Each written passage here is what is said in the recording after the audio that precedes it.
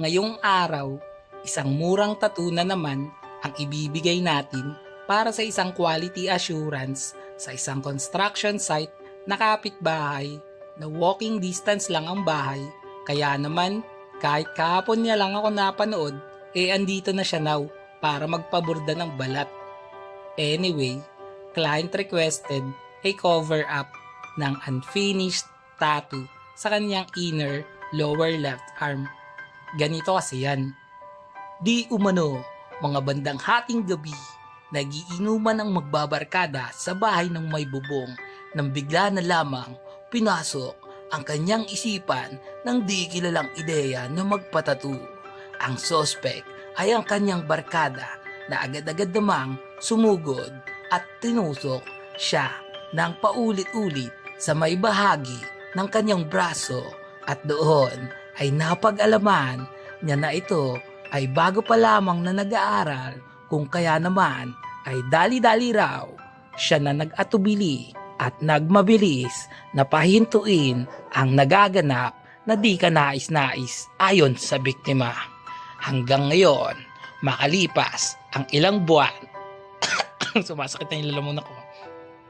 Makalipas ang ilang buwan ay di pa rin makumpirma ang kinaroroonan ng tattoo artist kung kaya't minabuti na netong bossing na client na ipagbigay alam ito sa ating himpilan na tatuan dito sa Baras.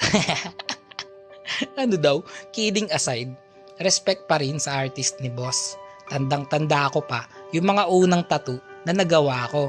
That time, sobrang proud na ako nun. Nung mga panahon na yun kasi, mas ikino-consider ko ang progress ko at di ko na lang pinapansin ang mga papansin. Naniniwala ako na lahat ng gusto natin gawin ay pwedeng magawa kung gagawan natin ng paraan. Hindi lang puro salita, kundi may gawa para naman magawan natin ng paraan kung ano man ang dapat na pagawa.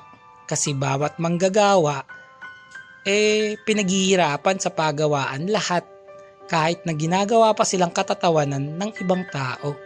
Kaya sa lahat ng mga kagaya ko na nag-uumpisa pa lang o plano pa lang mag-umpisa, huwag kayong mawawalan ng pag-asa at patuloy lang tayo mangarap. Importante ginagawa natin ang lahat ng ating makakaya at wala tayong tinatapakan na iba. Masakit kaya yun, lalo na kung nakasapatos yung aapak. Combat shoes. Ouch!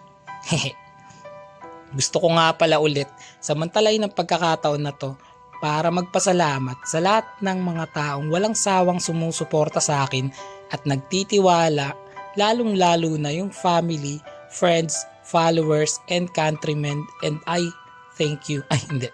Para sa inyo, mas lalo ko pang pagbubutihin ang lahat ng aking mga ginagawa. Teka. Napahaba na naman yung kwento ko. Para sa lahat ng gusto ng murang tattoo, kontakin niyo na ako sa FB page More Than Vlogs.